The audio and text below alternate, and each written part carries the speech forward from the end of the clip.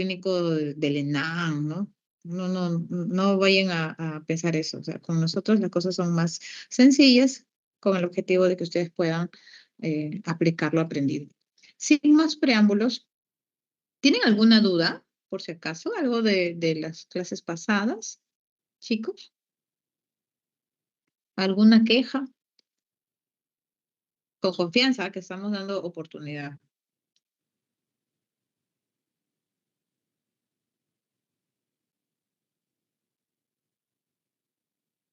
No hay. Ya. Ok. Entonces empezamos con Alberca. Presente, doctora. Buenos días. Hola. Hola, hola, Alberca, buenos días. Tenemos a, caramba, Andrade Silva Enoch. Presente, doutora. Buenos dias. Presente. Bien. Arapa Cruz. Presente, doctora. Buenos días. Hola. Bardales Gallo. Presente, doctora. Buenos días. Buenos días. Basurto Peña. Presente, doctora. Buenos días. Buenos días. Cabanillas Castañeda.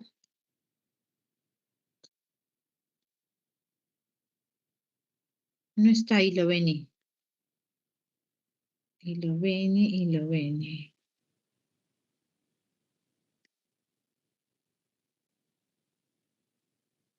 ¿Te ha dicho algo, Dylan? Nadie, doctora. Nadie. Todos a la hoguera. Muy bien. Cabrera Mamani, Presente, doctora. Buenos días. ¿cómo estás? Cáceres Echevarría. Presente, doctora. Buenos días. Muy bien. Calderón Blas, Raiza.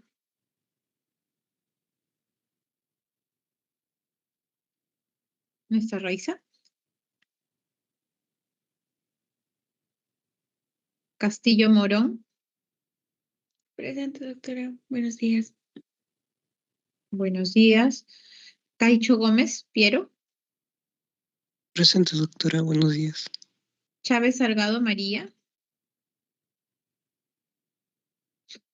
Chávez Salgado María.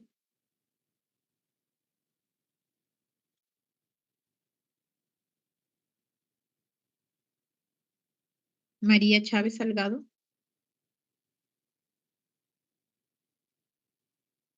Conche Pérez Cecia. Presente, doctora. Buenos días. Ya.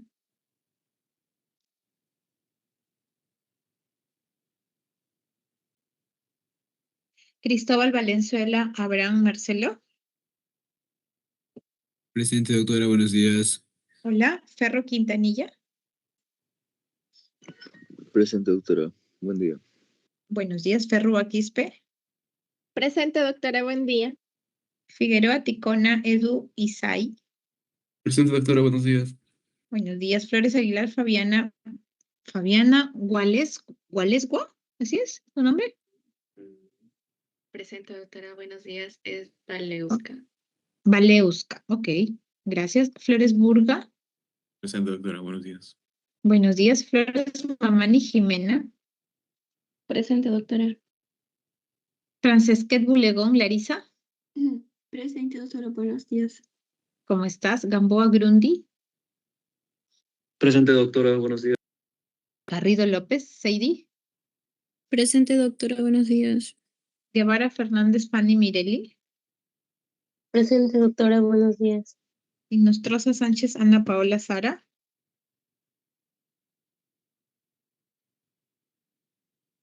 Inostroza. Ya. Chicos, les voy comentando que a partir de hoy, bueno, tengo una observación, a partir de hoy ya no se puede registrar la asistencia posterior, ¿ya? Juanca Romero. Presente, doctora. Buenos días. Wichi Vilca, buenos días. Wichi Vilca Elizabeth Cindy. Presente, doctora. Iquique Salcedo de Ibi. Presente, doctora. Jove Fernández Ana. Presente, doctora. Buenos días. Y a Maldonado González. Presente, Maldonado doctora. González. ¿Dónde estás, Maldonado? No te veo. A ver, levanta la mano. Acá. Ok, listo. Maquera Ticona, gracias. Presente. Moreno Leiva, Presente, doctora. Paredes Romero, Villoca Utia, Presente, doctora. Buenos días. Kea Anco, Presente, doctora. Buenos días. hola, hola, Quispe Romero, Sí, doctora. Buenos días. Presente. buenos días, Soto Fernández, Buenos días, doctora. Presente. buenos días, Sotomayor Narro, Presente, doctora. Buen día. buen día, Valencia Aguirre, Presente, doctora. Buenos días. Valerio Agüedo, buenos días, Presente, doctora. Buenos días. Vázquez Quispe Joel, Presente, doctora. Buen día. Buen día, Vica Sandoval, Presente, doctora. Buenos días. buenos días, Villanueva Alvarado, Villanueva Alvarado, Lenin, no estás, Lenin. Si estás, levanta la mano, Lenin. No está Lenin, parecía que sí estaba. Ok. Recuerden, por favor, que ya no vamos a registrar la asistencia después de la clase. No escuché, se apagó mi micro. Ya pasó. Ya no podemos hacer eso. Yayerko Taipe. Presente. Yayerko Taipe, no te escuché. Levanta la mano, por Presente. favor. Ya. ¿Me escucha? Sí, ya, listo, Yayerko. Zamora Heredia. Presente, doctora. Buenos días. Bien. Cela Bravo.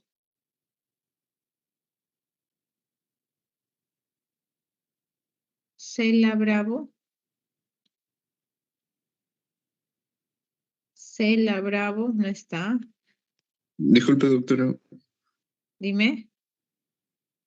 Soy Viana. Creo que me acaban de comentar que no se escuchó cuando dije presente. Me No. llamas un ratito. Sí, claro, y te dije levanta la mano también.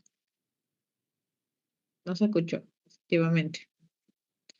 A ver, ya lo estamos considerando porque estás todavía dentro de la lista. Ok, ya estás, Chévere. Villanueva Alvarado. Vera Pedro, Buenos días, doctora. Presente. bien. Angas Pilco Guevara. Buenos días, doctora. Presente. Hola, Yupanqui Mesa Dylan. Presente, doctora. Becerra Camila. Presente, doctora. Bien, chicos, por favor, ya no hay interrupciones Doctora, porque no buenos se días. escuchó, ya se acabó, ya no se puede. Buenos días, dígame. Estuve esperando que acabara la lista porque llegué en medio de la lista. No sé si podría marcar la asistencia. No podrías marcar tu asistencia. ¿Qué pasó? La clase era a las 8, ¿ah? Yo les he dado una hora más de Sí, asueto. sí, Ujú. Sí, te vamos a poner tardanza. ¿Cuál es tu apellido? Cabanillas.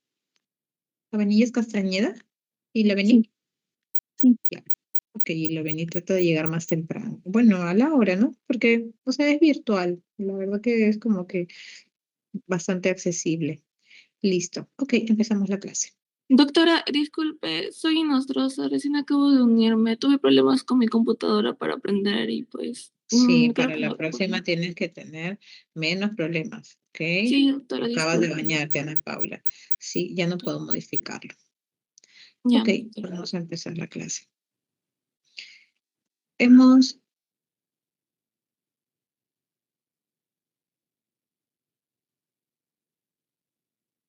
¿Cuál es su apellido?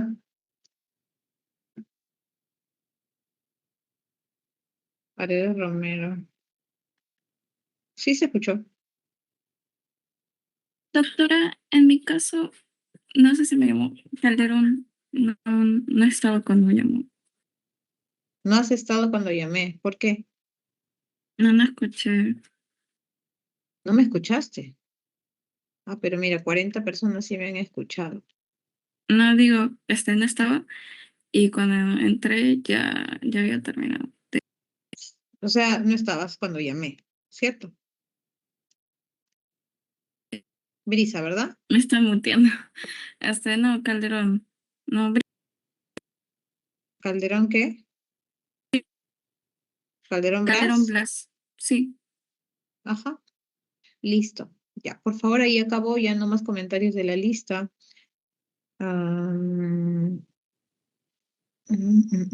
Dylan, recuérdame, por favor, la última diapositiva que hemos revisado. Estamos en unidad 3. Ahora ahí miro, doctora, un ratito. Uy, el Dylan. A mal palo me arriba. No recuerdo con exactitud, doctora. Dylan. Una pregunta, ¿cómo eligen delegados? ¿Al que menos les cae o cómo es? Al más Solito, buleable, solito. doctora. ¿Al más sociable? Al que más le hacen bullying, a ese mismo. Ah, ya, al que les cae mal. Dylan, ¿y a ti por qué te hacen bullying? Cuenta, pues yo no Porque le voy a decir nada. supuestamente no soy eficiente, doctora. Ay, qué interesante. Nos quedamos en funciones Termin- superiores, doctora. Terminamos el tema sistema sensorial, visión, doctora. Vamos a Ajá. pasar a la sesión 6. ¿Quién es Funciones la superiores. ¿Quién es la salvadora de Dylan? Te agradezco Pero inmensamente. sí dije, doctora, dije funciones No, superiores. No, no Dylan, dijo. Sí no dije, dijo. dije. Daniela, ¿no? Sí dije, Sí, doctora, doctora. justo ella habló. No, ya fuiste, Dylan. Ya, Daniela. doctora, que Daniela sea su delegado, doctora. Ya fuiste. A ver si va a aguantar. No, yo solo Entonces- estaba respondiendo a la pregunta. Dylan, ¿estás diciendo que soy insoportable? ¿Qué te pasa? Es No, verdad. doctora, No, usted doctora. No. usted no, doctora, los chicos. Usted Yo es fui lo ese mejor de día. ser delegado. Sí. Yo les cuento algo chiquito, sí, se pasó, ¿no? Sí, por ahí denle un lapo a Dylan. Yo les cuento algo así chiquitito mientras cargo las diapositivas. Yo fui delegada de neuro, pues, en pregrado. O sea, yo no sé cuál será el futuro de Dylan, pero yo fui delegada de neuro en pregrado y desde ahí me empezó a gustar la neurología y luego tuve migraña y me llevaron al neurólogo. Y ese neurólogo que era muy amable me empezó a enseñar en pregrado, o sea, perdón, en el colegio, eso fue primero, ¿no? Me empezó a enseñar qué es la migraña, qué es una tomografía. Entonces como que me empezó a despertar la curiosidad por neurología. Y yo solo quería estudiar medicina para ser neuróloga. Entonces fui delegada de neuro, así que cuidado con los que son delegados de neuro, vayan a terminar en este camino. Ahí voy. Ah,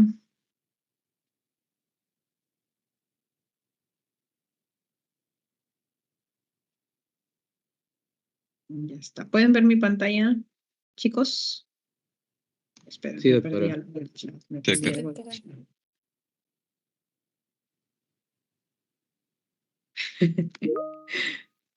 Revocatoria.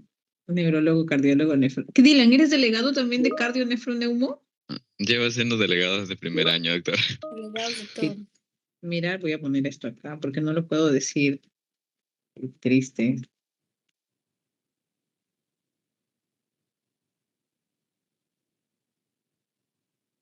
Listo. Dicho eso,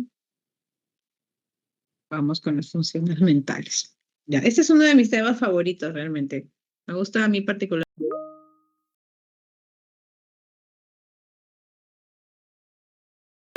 Tienen mucha relación.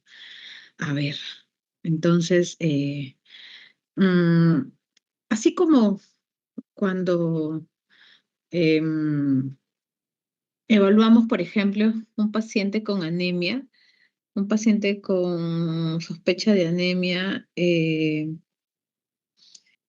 examen le pedimos, chicos, cuando estamos sospechando de un paciente, por ejemplo, que come hielo, que come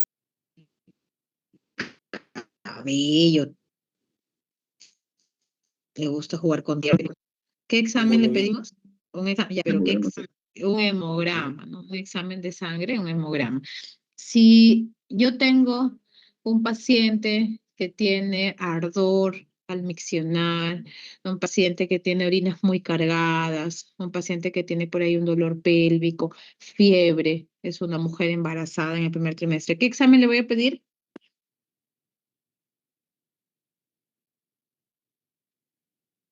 Ay, chicos, para una infección urinaria de ¿Examen de orina? sospecha, eso, examen de orina.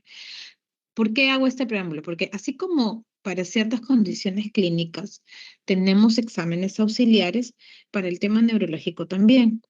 Y me gustaría que el chip que algunas personas, alumnos, a lo largo de la docencia que he desarrollado tienen, ¿no? Cerebro igual, tomografía, resonancia y por ahí algunos dicen electroencefalograma. No solo es eso, ¿no? El cerebro es algo mucho más amplio y mucho más maravilloso que va mucho más allá de esos exámenes clásicos y básicos. Hay muchos otros exámenes, entre ellos los que se usan para explorar las funciones mentales superiores, ¿no? Que son los llamados test cognitivos breves. Pregunto, ¿alguno de ustedes alguna vez ha hecho una evaluación neuropsicológica? O sea, como paciente, ¿no? No es que usted le hayan hecho al paciente. ¿Alguna vez en su vida, alguno de ustedes ha hecho una consulta con un neuropsicólogo? No. Listo.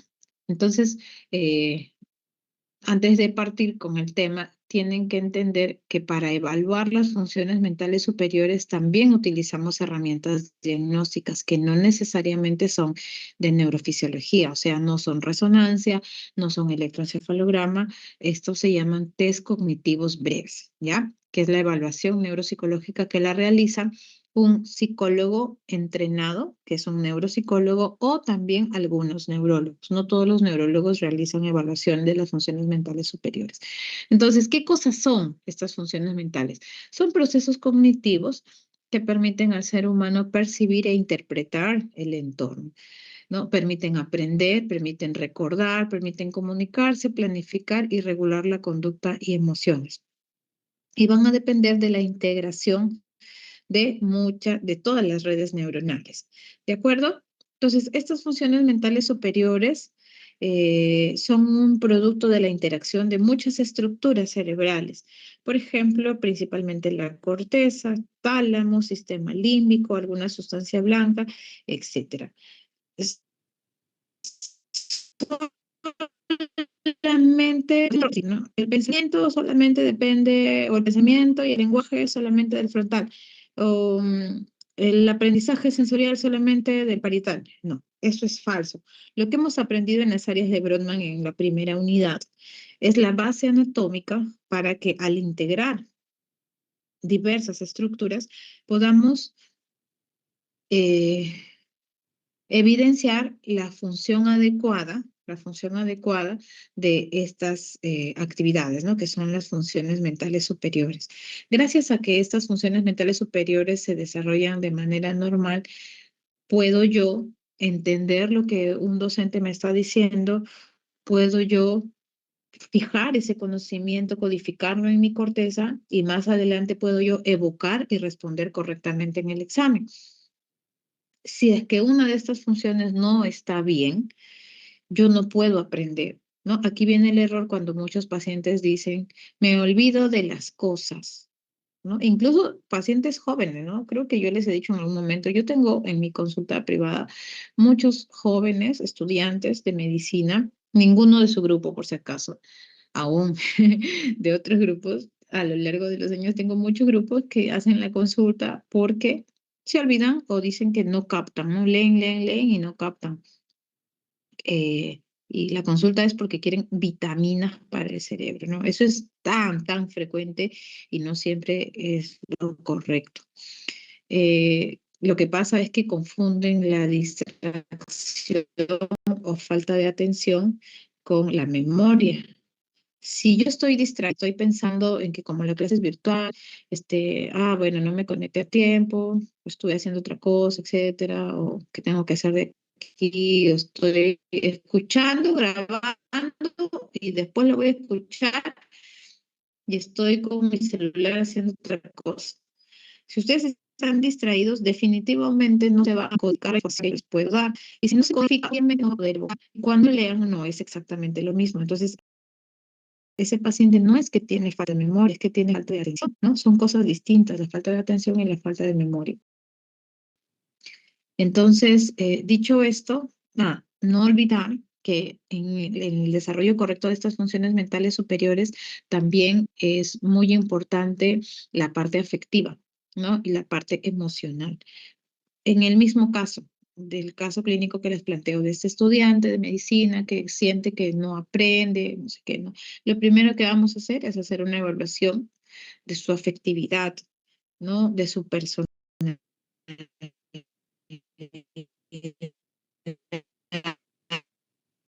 Eso no necesariamente el neurólogo llevar con el de psiquiatría para que esa ansiedad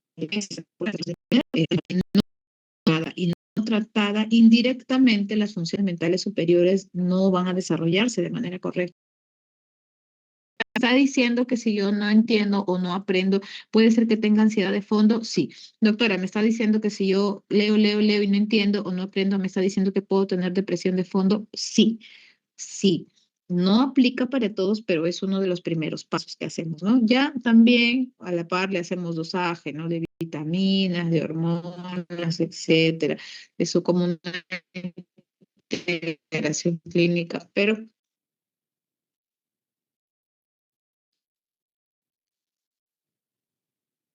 sí es muy importante la emoción médica en corazón rojo. ¿Okay? Entonces, ¿cómo es la organización corporal de estas funciones mentales superiores?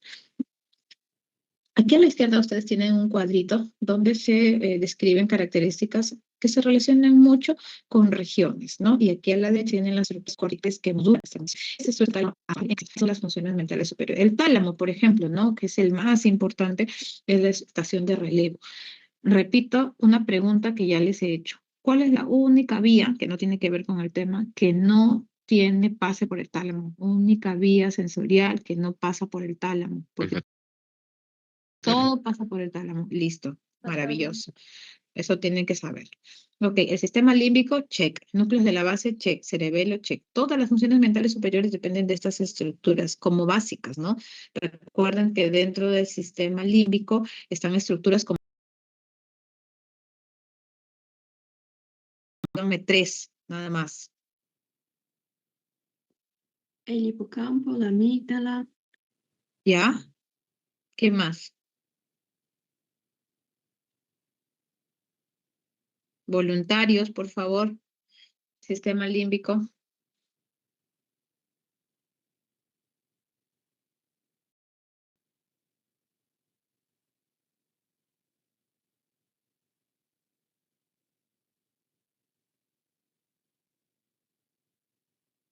Chicos, está pasando el tiempo.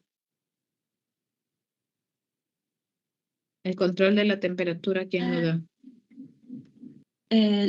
Doctora, la amígdala, el hipocampo, el hipotálamo. Ya, listo. Esos son los más frecuentes. Hasta ahí quería que me digan. Hipotálamo también, ¿no? Sistema límbico. Núcleos de la base. Escucho 4.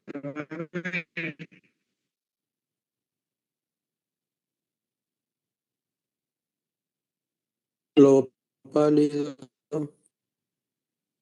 Totalmente. Ya.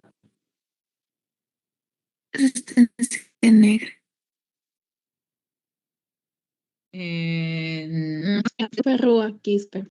Ya, muy bien, muy bien, el más importante.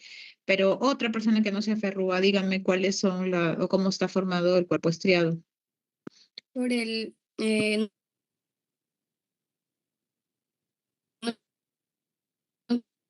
núcleo caudado y el putamen. Entonces, la organización de estas funciones menciona cómo es que diversas áreas trabajan en redes y de manera jerárquica para producir todas esas estructuras, ¿no? Estas son las más importantes en estructuras subcorticales y esas son algunas funciones, algunas clases con ciertas regiones. Por ejemplo, en frontal, función ejecutiva, planificación, control motor voluntario, lenguaje y conducta, personalidad. Sí, el frontal es el lóbulo más grande y por ende tiene más responsabilidad. El frontal es el que me permite levantarme temprano y e ir a mi rotación. El frontal es el que me permite planificar. Si me han dicho que voy a rotar en tal lugar, que no lleve cosas, que porque no hay espacio o es peligroso, etcétera, es el que me permite planificar en la noche, colocar solo mi mandil, mi linterna, ¿no? Mínimo mi linterna, mi martillo, porque aquel que no planificó llegó sin mandil, sin linterna y en la rotación el docente le pide, dame tu linterna, no tengo y sacan su celular, ¿no? Eso es un pecado en neurología, hacer fotoestimulación con el celular por si acaso. Control motor voluntario. El frontal es el que me permite modificar ciertas cosas, ciertas actividades de manera voluntaria. Por ejemplo, estoy en la rotación y quiero ir al baño, pero sé que me están explicando algo importante. ¿Acaso voy a salir corriéndome al baño? No, ¿no? Yo tengo la capacidad de modificar ciertas conductas y esperar que termine la explicación y en el momento adecuado decir, levantar la mano y decir, por favor, puedo ir, o permiso, o esperar hasta que haya un break e ir. Control motor voluntario. Lenguaje expresivo. El frontal es el que me permite hablar coherencias, ¿no? Hablar de manera coherencia durante mi exposición, durante mi examen oral, porque si digo piedras, obviamente me van a jalar. Conducta y personalidad, correcto. El frontal es el que me permite no estar desinhibido, estar tranquilo, sentado, no llegar haciéndome chistoso, la chistosa, o estar con mi teléfono mientras el profesor me está hablando durante la rotación. Todo eso que les he dicho es control, o principalmente del lóbulo frontal, y así por cada estructura. El que me he detallado un poco es el frontal porque es el más grande, sí, el más importante probablemente. En el parietal, cada vez que digan parietal, ustedes van a pensar en sensorial, ¿no? O sensitivo, perdón. Praxis, esquema corporal, secundario, ¿no? Pero sobre todo sensitivo. Temporal, la memoria, definitivamente, y la comprensión. Recuerden que en frontal está el área de Broca, lenguaje motor, y en temporal el área de Wernicke, lenguaje comprensivo. Y la audición, ¿no? Y en el occipital, el procesamiento visual. Por eso es tan importante que sus diapositivas tengan colores, para que ustedes a través de colores puedan fijar información.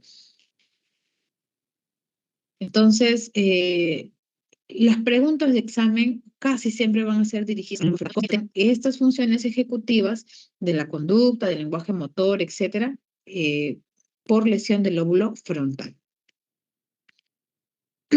Ahora, el estado de conciencia, atención y orientación. ¿Alguien me puede decir algo sobre esto que han entendido o que entienden para yo poder enfocarlo de acuerdo a su perspectiva? Voluntarias, que no hayan participado, por favor. Que no sea Moreno Leiva, porque tengo muchas participaciones.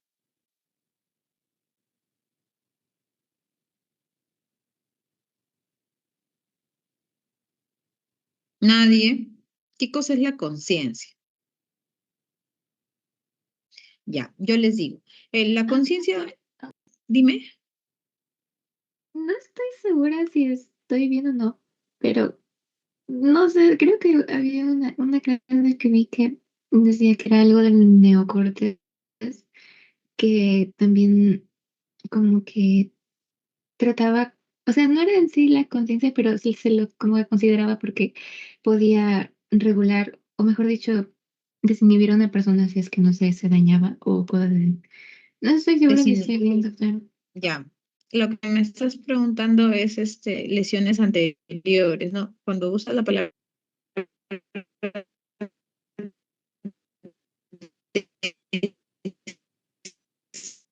inhibir, significa que no hay inhibición. Un capítulo se llama síndrome frontal. Cuando se altera el área motora frontal, está en el lóbulo, es inhibir. Por ejemplo, cuando está bajo el efecto del alcohol, una persona se desinhibe. Si normalmente era tímida o tímido, está mirando a una chica todo el tiempo, pero está calladito, nadie sabe nada, y se reunieron y tomó bebidas alcohólicas, ese joven se va a desinhibir.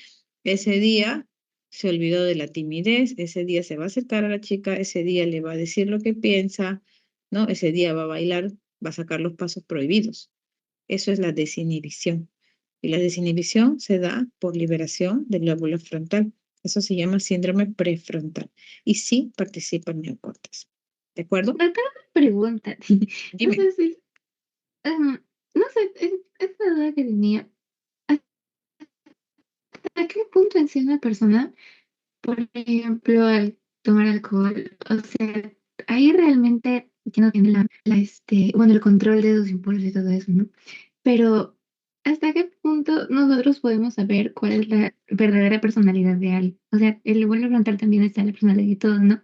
Pero si es que se dañara alguna cosa, o sea, no, por ejemplo, el caso del señor que se le atravesó el ¿De fierro, quién? ¿no? No me acuerdo el nombre del señor, sí, pero era un señor que se le había atravesado un fierro en la cabeza y que había cambiado su actitud. Entonces, no sé, ¿Y eso dónde doctora, salió? ¿Un reporte de caso clínico? sí, nos enseñó también usted, creo, o bueno, en otra clase también de la universidad lo oí. Ah, ya, un ejemplo clínico. Claro, Sí, las lesiones. Hay otro caso que es más, un poquito más polémico. No sé si ustedes han escuchado el caso de Clímaco Basombrío. ¿Han escuchado el caso de Clímaco Basombrío, el hombre del martillo, que agarró un martillo y mató a alguien a martillazos? A ver, ¿quién me está? Su micro, chicos, porque no escucho, o sea, no estoy viendo el chat.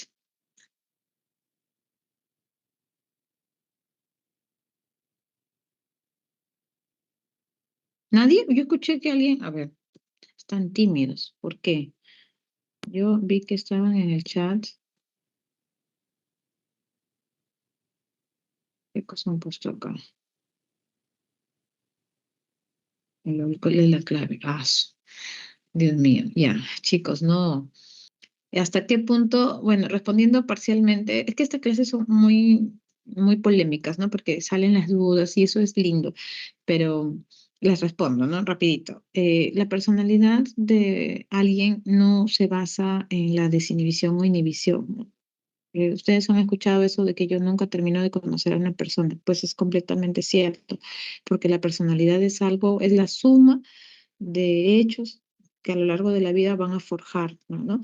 Una cosa es el carácter y otra cosa es la personalidad. Entonces, la personalidad no tiene nada que ver con el alcohol o con el no alcohol, con estar inhibido o desinhibido.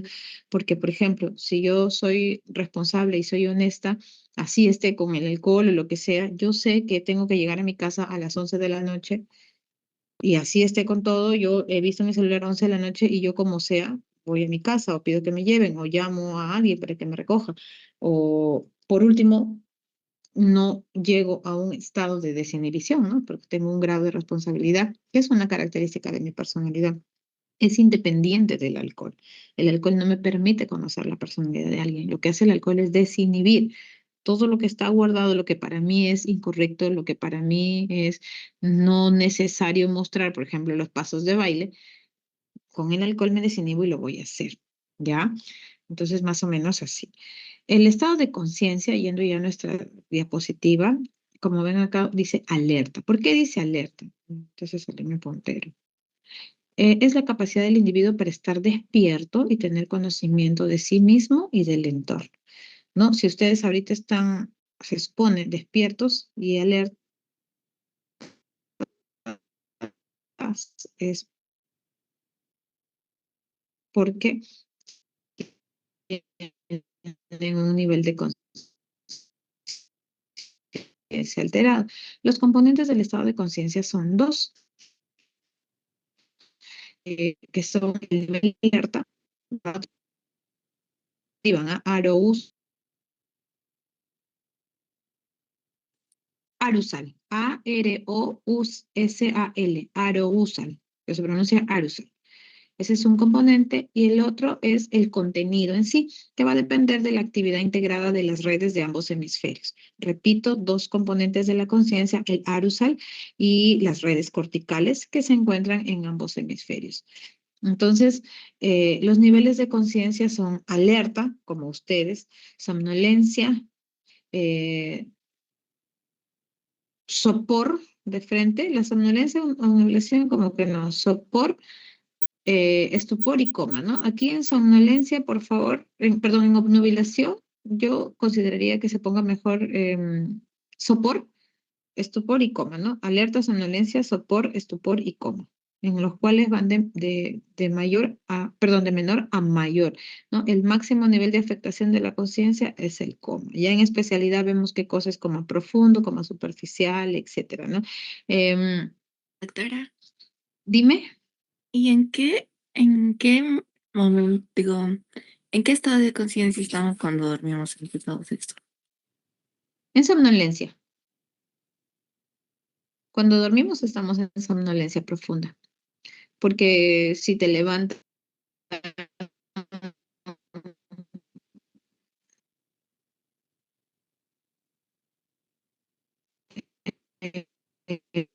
estímulo verbal, a veces despertamos rápido, ¿no? A veces apenas se cae algo, pum, rápido me levanto. Ese es el típico paciente que duerme pero no descansa. Y otros tienen somnolencia profunda, que duerme como un tronco de madera y hay que tener un estímulo muy intenso, ¿no? Es reversible, no necesariamente es algo patológico. Luego viene el sopor, estupor y coma, ¿no? El coma es el estado de conciencia más severo que en este caso el paciente solamente responde al estímulo nociceptivo. Si le muevo, no me va a responder. Si le echo agua, no me va a responder. Si le grito, no me va a responder. Solamente si le genero dolor, me va a responder, ¿no? Ese es el coma. ¿Quién me dice cuál es el estado de conciencia que sigue después del coma y no está en la diapositiva? Estupor. No, pues el estupor está antes. Ah, sí. Alerta, ¿Muerte? somnolencia, sopor, estupor y coma. ¿Cuál es el siguiente? ¿Muerte? Muerte Pero cerebral. Vegetativo, estado vegetativo. ¿Quién me dijo muerte cerebral? Moreno le iba, doctora. Uy, No yo te dije que sabe. no participes, ya ves. Ya, más o Yo menos, dije. es muerte encefálica. Chicos, el término muerte cerebral ya fue, ya no digan eso porque me voy a ofender. El muerte cerebral es un término ya desfasado. El término es muerte encefálica o muerte por criterios neurológicos. Ese es el término actual. Repito, muerte encefálica o muerte por criterios neurológicos. ¿Ya? ¿Por qué no voy a hablar del estado vegetativo y de otras condiciones? Porque ellos pertenecen a un subgrupo de estados que afectan principalmente tronco. Otra cosa que está un poco más cercano a la muerte encefálica, ¿no? Podría decirse que es un tipo de muerte encefálica, sí, está el Lockett-E, en el estado vegetativo persistente, y etcétera. Pero no, para ustedes no. Para ustedes es alerta, somnolencia, sopor, estupor, coma y muerte encefálica, si es que lo quieren considerar. Ahora, la atención, no se olviden de la diferencia entre coma y muerte encefálica, ya esas son preguntas frecuentes. Nadie les va a preguntar mucho sopor, esto, no, más coma, muerte encefálica.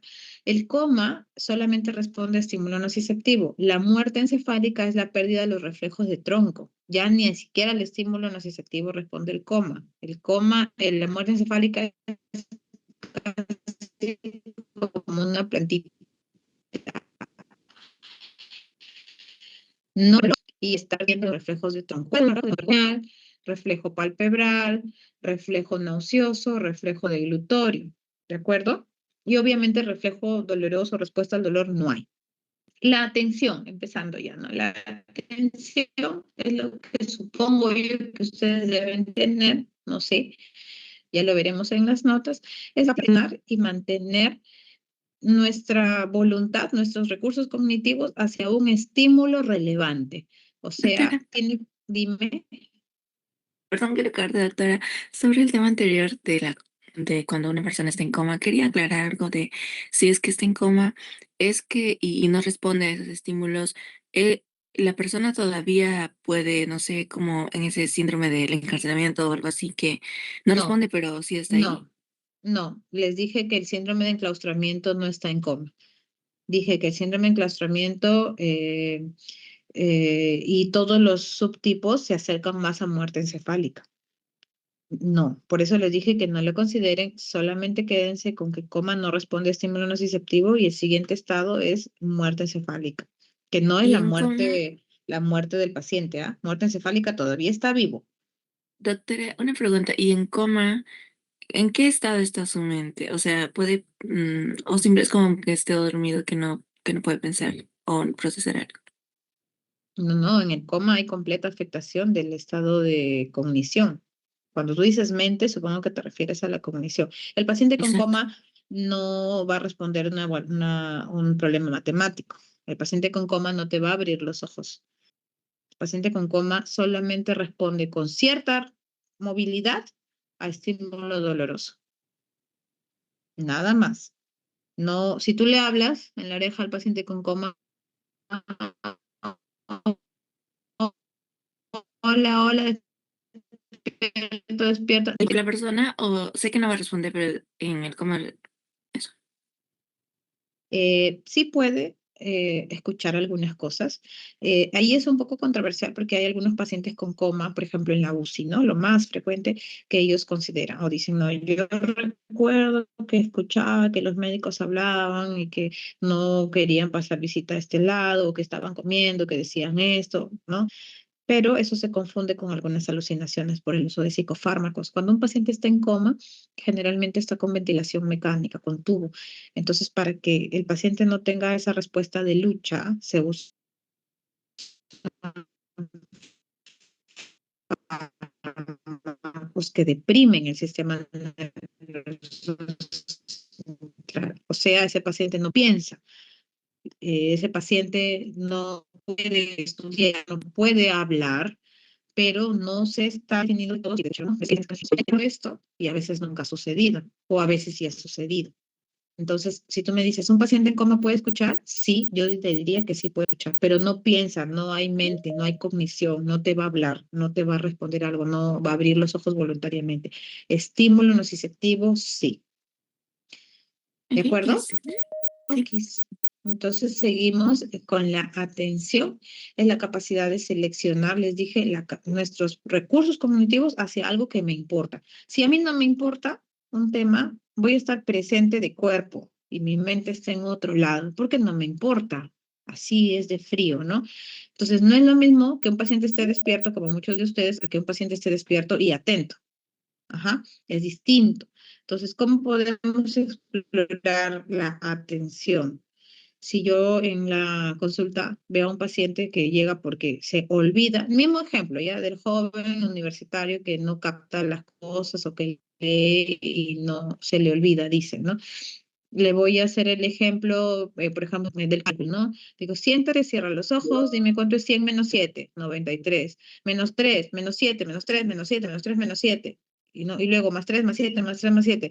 O sea, operaciones matemáticas hacia adelante y hacia atrás.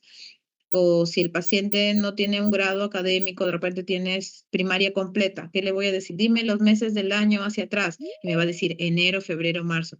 No me está atendiendo, porque la idea no es que repita lo mismo 10 veces, ¿no? La idea es que si yo les digo una indicación, el paciente está atento y me responde la indicación. Pero si yo le digo, dime los meses del año en orden inverso o hacia atrás y me empieza a decir enero, febrero, marzo, no está atendiendo, así de simple, ¿no? Entonces, una alteración de esta función mental superior eh, es, por ejemplo, el delirium, ¿no? El delirium es una condición que tienen todos los pacientes o la mayoría de pacientes posoperados. El paciente posoperado ya está en recuperación en URPA, está todavía con manejo del dolor, pero eh, tiene una exaltación de la conducta que ya me quiero ir o intenta mover sus piernas, no sé qué, o al contrario, ¿no? Está como que despierto, pero calladito, apagado, tímido. Entonces ahí viene el delirium hiperactivo o el delirium hipoactivo. Si está exaltado, hiperactivo, si está apagado, hipoactivo. Entonces, el delirium es una condición muy frecuente por pérdida de atención en un contexto de un paciente posoperado. Generalmente se exacerba en infecciones, ¿no? En infecciones asociadas y es como que pasajero, ¿no? No confundir delirium con demencia, que es otra cosa, no confundir delirium con psicosis. es un cuadro que es pasajero, ¿no? Algunos pacientes se les da, digamos, antipsicóticos erróneamente, pero realmente la solución del delirium no es un fármaco antidelirium, es el manejo del cuadro de fondo. Como les dije, generalmente infecciones, se maneja la infección, desaparece el delirium. No es hereditario, no es contagioso. El caso más frecuente es el postoperatorio. El examen clínico tiene que ser completo, ¿no? Evaluamos desde la conciencia, evaluamos la atención, que ya les dije cómo se evalúa. Orientación, bueno, les preguntamos, entre otras cosas, las 3 esferas, que es persona, espacio y tiempo, ¿no? Persona, dime tu nombre completo. Espacio, ¿dónde estamos? Tiempo, ¿qué día es hoy?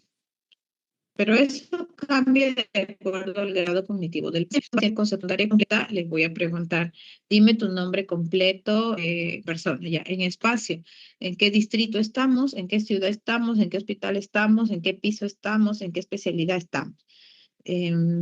Tiempo, dime qué día, qué mes, qué año estamos. Pero si ese paciente no tiene grado académico, tiene segundo de primaria, le voy a preguntar, en lugar de decirle día, mes y año, le voy a preguntar, mira por la ventana, dime, ¿es de día o es de noche? Eso también es una orientación de tiempo. Si le voy a preguntar dónde estamos, no le voy a preguntar en qué distrito, en qué lugar, en qué hospital, en qué especialidad. No, le voy a preguntar ¿qué lugar es este? ¿Es un mercado? ¿Es un coliseo? ¿Es un colegio? ¿Es un hospital? Así, ¿no? El grado de complejidad de la indicación va a cambiar mucho de acuerdo al grado académico del paciente. O sea, doctora, ¿me estás diciendo que para evaluar funciones mentales superiores yo tengo que adaptarme al paciente? Sí, tenemos que adaptarnos al paciente, ¿no? Incluso lo que les dije en la primera diapositiva de los test cognitivos breves, esos test cognitivos breves se modifican de acuerdo a la población. De hecho, muchos de estos test fueron hechos en Europa, ¿no? O en Norteamérica, y deberían tener una validación, una acción para nuestra sociedad, nuestro grupo peruano, por ejemplo, o sudamericano, ¿no? Porque tiene otro tipo de grado académico. O no sé si alguno de ustedes ha visto, por ejemplo, el MOCA o el mini mental, ¿no? Que tiene unos dibujitos, es un test cognitivo breve que tiene unos dibujitos de unos animales en los cuales al paciente se le dice, le pregunta, ¿qué animal es este? ¿Qué animal es este? Y tiene rinoceronte, camello. Y hay muchos pacientes peruanos que tienen grado de instrucción a la justa primaria completa y ellos no saben qué cosa es un rinoceronte o cómo se llama. Dicen dinosaurio o dicen un toro. Entonces, hay muchos estudios de neurólogos, ¿no? De psicólogos que han hecho la adaptación a la población peruana. Entonces, para evaluar, el mensaje final es para evaluar estado de conciencia, perdón, para evaluar las funciones mentales superiores, tengo que adaptarme a mi población. En cuanto a la orientación, es la capacidad, solo para definir, porque ya les expliqué cómo se evalúa, capacidad que la persona tiene para situarse respecto a sí misma y a su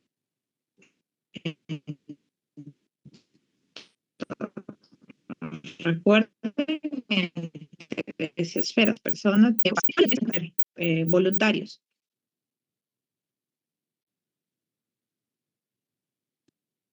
Ya, yo le voy a decir, conciencia es un paciente que está despierto y consciente de lo que pasa a mi alrededor. Atención es la capacidad voluntaria de concentrarme en un foco, en lo que yo quiero.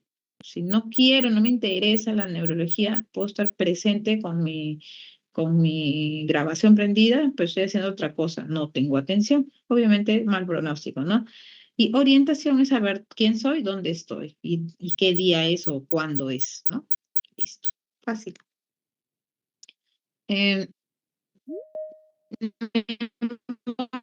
Y aprendizaje.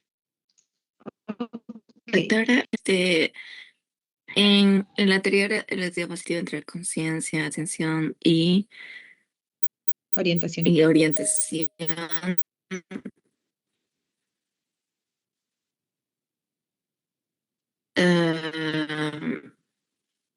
Si tienes atención, podría ser que No, si tienes conciencia, vas a tener los demás, porque es la primera, la básica, ¿no?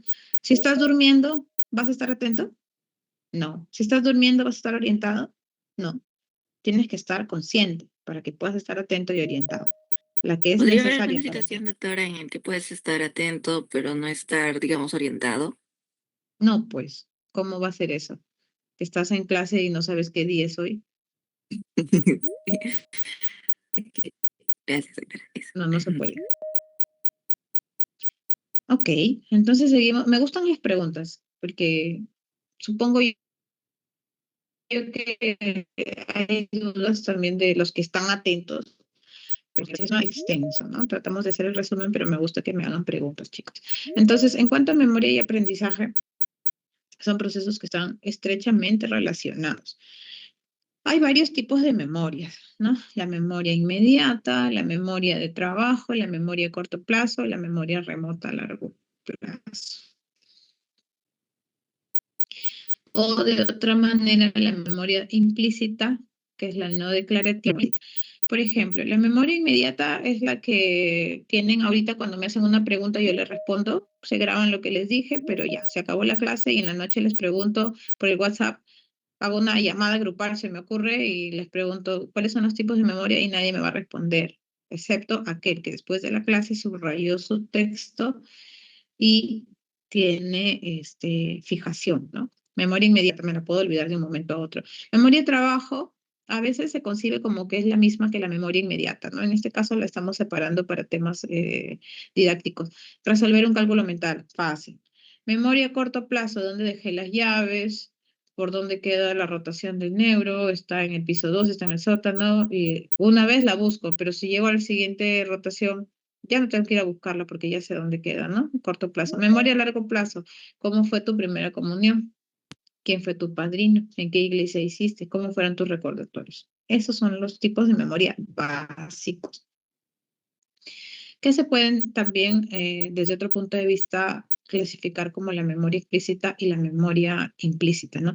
La explícita es la que permite relatar eventos, experiencias personales, recordar, perdón, eventos, experiencias personales, mientras que la memoria implícita es la que yo tengo para ciertas destrezas. Por ejemplo, yo aprendí a montar bicicleta y ya sé cómo hacerlo. Yo aprendí a manejar, ya sé cómo hacerlo. No tengo que volver a leer mi manual de cómo montar una bicicleta para hacerlo, ¿no? Es una memoria que ya está en mí, ya está fijada, ya está implícita. Es la memoria para las destrezas motoras y cognitivas. Yo ya tengo que aprender cómo agarrar el lapicero. Ustedes tienen hermanitos, sobrinos, no sé si alguno tiene hijitos. Hay unas gomitas que son como que para poner en el lápiz, para los niños que están aprendiendo a usar esos lápices que son como jumbos, que son bien gordos, grandotes y triangulares, para que sepan cómo colocar el dedo, ¿no? El primero, segundo y el tercer dedo, ¿no? Para que sepan cómo agarrar. Ellos están recién aprendiendo esa destreza motora. Entonces, una vez que ya pasan a segundo o tercer grado de primaria, ya no lo van a necesitar porque ya está implícito ese conocimiento en sí. ¿De acuerdo? Entonces, el aprendizaje es el proceso mediante el cual adquirimos información. Cosas que yo nunca he sabido, las voy adquiriendo, voy aprendiendo, voy leyendo. En nosotros, los que hacemos ciencias médicas, ese aprendizaje es un arma de doble filo, ¿no? Porque mientras más sabemos, más sospechamos de cosas, y cuando ustedes llegan a ser médicos y luego especialistas, algunos subespecialistas, etcétera, hacemos maestría, etcétera, cada vez es un poco más desafiante porque el conocimiento es tan extenso, y mientras más sabemos, por ahí que más sospechamos de cosas que nos puedan pasar a nosotros mismos, a nuestro entorno, ¿no? Y confiamos un poco menos en los demás colegas. Por eso es que esa es una de las causas por las cuales no es correcto que cuando tenemos un tema médico, personal, familiar, nosotros mismos nos demos tratamiento, ¿no? Es correcto confiar en alguien más porque nosotros podemos hacerlo de manera equivocada. Entonces, el aprendizaje es el proceso que nos permite adquirir nueva información. Y la memoria es después del aprendizaje, ¿no? Aprendizaje es lo que yo estoy escuchando, descubriendo, aprendiendo. Pero si yo no codifico ese aprendizaje, se queda en el aire y se va, y no se consolida en mi corteza. Entonces, la memoria es la capacidad de codificar, almacenar esa información. Entonces, ¿cómo es el proceso, no? Primero es la experiencia, ¿no? La información, fui a la UPU, llegué tarde, no he comido, escuché la clase, me estuve quedando dormida. No fue una buena experiencia. Entonces no tengo aprendizaje. Si no tengo aprendizaje, no puedo codificar ni almacenar, no tengo memoria. ¿Me voy a acordar de algo de eso en el examen? No me voy a acordar. Definitivamente no, porque la base de mi aprendizaje es la atención. La base de evocar es mi memoria, es mi aprendizaje, entonces no, tiene que ir desde el inicio, ¿no? Bien dormidos, bien desayunados, llegan temprano, están atentos, no están en el internet buscando, eh, y si ustedes fijan eso y luego lo refuerzan, y si a eso encima le agregan enseñar, o sea, si ustedes escuchan esta clase, luego repasan y más tarde, no sé, a su mamá, a quien ustedes tengan en la casa, le explicas, ¿no? Hoy día he aprendido que la memoria y el aprendizaje son diferentes, he aprendido que el aprendizaje es necesario para tener memoria, he aprendido que la memoria es consolidar. Si ustedes después de escuchar, estudiar, enseñan, créanme que ese aprendizaje es del 90% versus el que solo se escucha la clase, ese aprendizaje es del 20%. Ujú. Em, Dentro de las etapas o los procesos de la memoria, tenemos que, para que exista un recuerdo, para que ustedes puedan recordar, deben ocurrir el almacenamiento y la recuperación, ¿no? ¿Qué cosa es la codificación? Es lo que yo estoy mencionando y no he dicho qué es, ¿no? Es la transformación de la información que yo recibo por mi aprendizaje y depende mucho de mi atención. Si yo no tengo atención, no tengo aprendizaje. Si no tengo aprendizaje, no tengo codificación. La consolidación va a estabilizar esta información y va a llevarla no solamente a la corteza, sino también a la participación de esta estructura que es el hipocampo. Y la recuperación es la evocación, ¿no? Ya cuando estoy en el examen, incluso cierro mis ojos, suprimo sentidos, no quiero escuchar nada y recuerdo lo que aprendí. Entonces, 3 procesos importantes: codificación, consolidación y evocación o recuperación. Ya, listo. Un minuto. Voy a contestar un mensaje. Un minuto, por favor.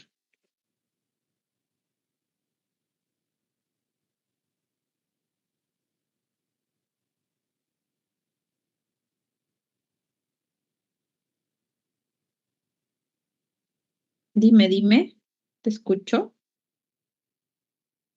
Usted mencionó algo sobre la memoria muscular, que es como que otro tipo de memoria. Quería preguntar si un paciente con demencia, que obviamente es la pérdida de memoria constante, eh, pierde también esa memoria muscular, o es que, por ejemplo, si aprendió a manejar carro, ya se olvida también de hacerlo. Está un poco entrecortado. A ver, apaga tu audio otra vez. Te escuché Alzheimer nomás. ¿Me escucha bien? No, está entrecortado. Apaga.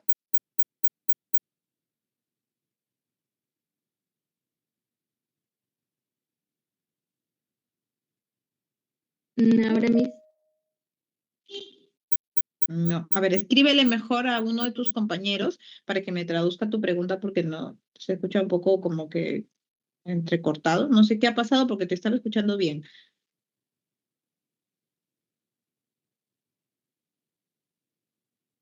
Ya, doctora. Ya, te espero.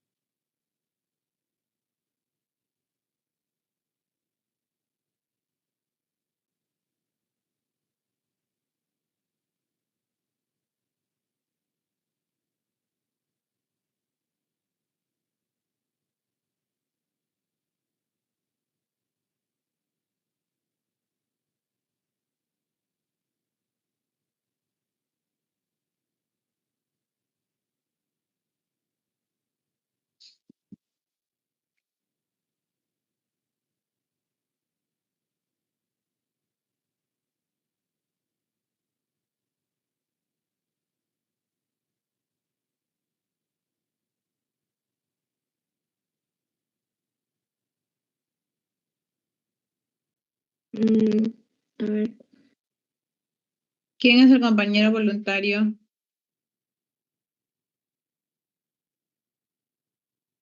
Chicos, por favor, está pasando el tiempo. Hágame la pregunta de su compañera, alguien voluntario que lea lo que ella está preguntando, porque su audio. doctora, si Dime. no lo hago es cuando ya llegamos a presencial.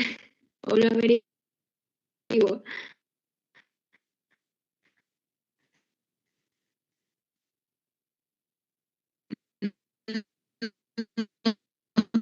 ¿Qué me habrás dicho? No te entiendo. A ver, dime, no puedo ir, vámonos conmigo. Sí, no lo mandó A al tu, chat a del tu Teams. WhatsApp. No sé quién me está preguntando, pero escuché Alzheimer nada más. Doctora, según lo que yo escuché, era sobre una consulta de la memoria muscular. Ya, memoria muscular, ya. ¿Qué exactamente? ¿Y qué tiene que ver con el Alzheimer? ¿Cuál era o sea, cómo enlazaba la pregunta de Alzheimer con memoria muscular? ¿Cuál era la duda?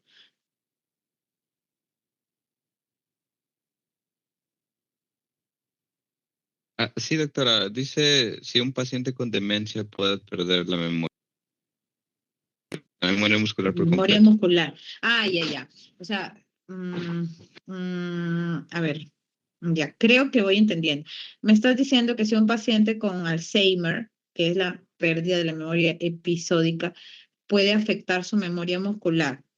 La respuesta es que no necesariamente. Por ejemplo, yo tengo generalmente los adultos mayores, ¿no? Mayor de 65 años, que tienen pérdida de la función de la memoria remota. ¿Qué va a empezar olvidándose ese paciente? Cosas pasadas. No va a recordar mucho su infancia, no va a recordar mucho sus preferencias, incluso más adelante, en las fases ya más avanzadas de la enfermedad, va a olvidar reconocer a sus familiares. A grandes rasgos, así es un paciente con Alzheimer. No va a recordar qué hizo ayer, ¿no? Por ejemplo, pero no se va a olvidar si es que sabe manejar, ¿no? No se va a olvidar, por ejemplo, si fue músico, cómo tocar el violín. Esto no. ¿Por qué? Porque el Alzheimer, que es el ejemplo más severo de patología neurodegenerativa, de hecho la demencia más frecuente, afecta sobre todo estructuras del sistema límbico como el hipocampo, estructuras como el lóbulo temporal, que tienen que ver con la memoria remota. En cambio, ¿quién controla los movimientos finos? Yo les he dicho varias veces, ¿no? Esta estructura me dice me quiero mover, pero esta otra estructura me dice ya, te vas a mover, pero lo vas a mover bien. Y yo les he dado varias veces el ejemplo de los que intentan bailar, ¿no? A veces unos hacen cualquier disparate.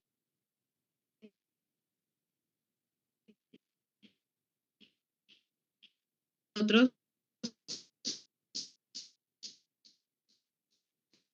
tienen mejor funcionamiento de una estructura que dice, ¿sabes qué? Mejor tipo de presentación, ¿no? En su forma. Si la motora me dice, me quiero mover, ¿quién me dice, te vas a mover, pero lo vas a hacer bien? ¿Quién es?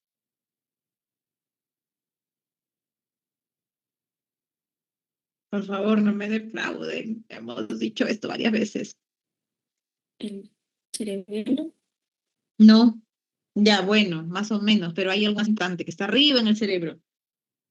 No, basales. Los ganglios, maravilloso, los ganglios basales. Entonces, si estoy diciendo que las actividades motoras son dirigidas por la corteza frontal y luego los ganglios basales refinan esos movimientos, y estoy diciendo que el Alzheimer depende de la lesión generalmente de las áreas límbicas como el hipocampo, ¿hay alguna relación en que yo pierda el hipocampo con el control de mis movimientos voluntarios? No. O sea, inicialmente el paciente con Alzheimer puede tener la capacidad de tocar un instrumento o de manejar el carro. Sí, no va a perder su memoria muscular. Inicialmente no.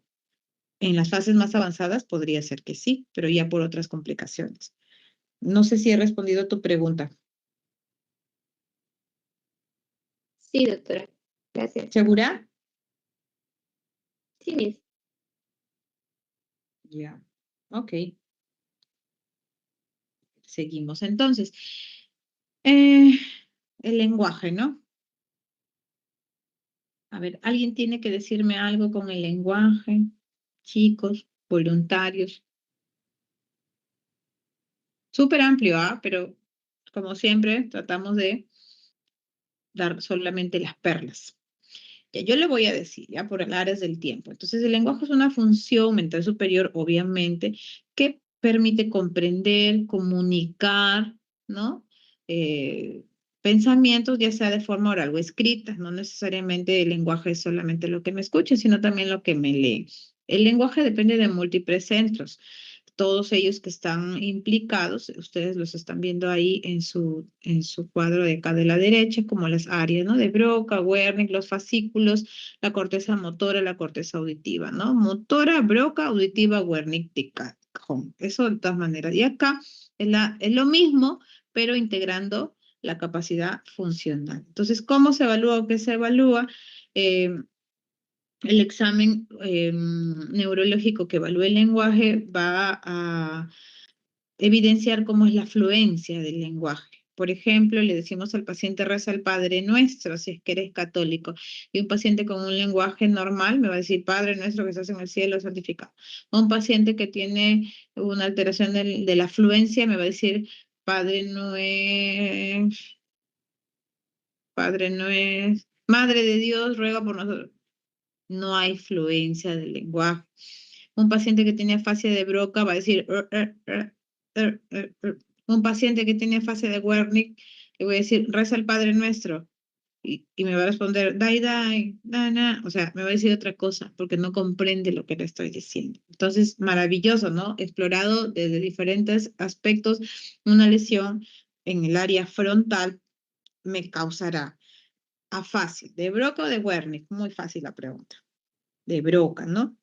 Es el lenguaje no fluente, un lenguaje muy esforzado o agramatical.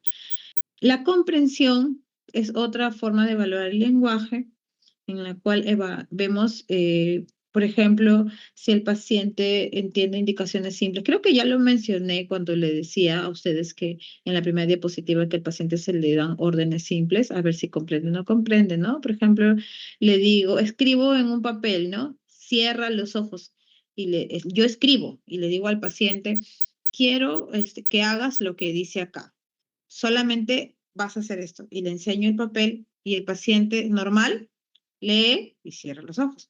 Pero el paciente que no tiene atención, el paciente que no tiene comprensión, va a leer el papel y me va a decir, ¿qué me dijo? O va a agarrar el papel y va a decir, ¿qué hago? Es ese paciente que no atiende, no está atento a lo que uno le está diciendo, ¿no? Y esto, chicos, paréntesis, les pasa a muchos estudiantes durante las rotaciones, sobre todo en áreas quirúrgicas, les voy avisando. Atentos, porque les dicen, no toques nada porque está estéril o si se te cae algo, no lo recojas. Y se le estaba pasando la vida al estudiante y vio que se cae algo de la mesa quirúrgica y plum, lo recoge y lo vuelve a poner en la mesa quirúrgica y ya la malogró toda, ya contaminó el área, lo expulsaron de la cirugía, complicado. Entonces, es muy importante la atención, ¿no? La nominación también es una forma de evaluar el lenguaje. Yo le enseño al paciente, ¿qué es esto? Le enseño mi lapicero y me dice, sirve para escribir. ¿Eso qué sirve para escribir? ¿Qué? Le enseño a mi arete. ¿Qué es esto? Me dice, es para ponerte en la oreja. O sea, no me está dando el sustantivo que nomina ese objeto. Entonces ese paciente tiene falta de nominación y eso también es una forma de trastorno del lenguaje y eso se llama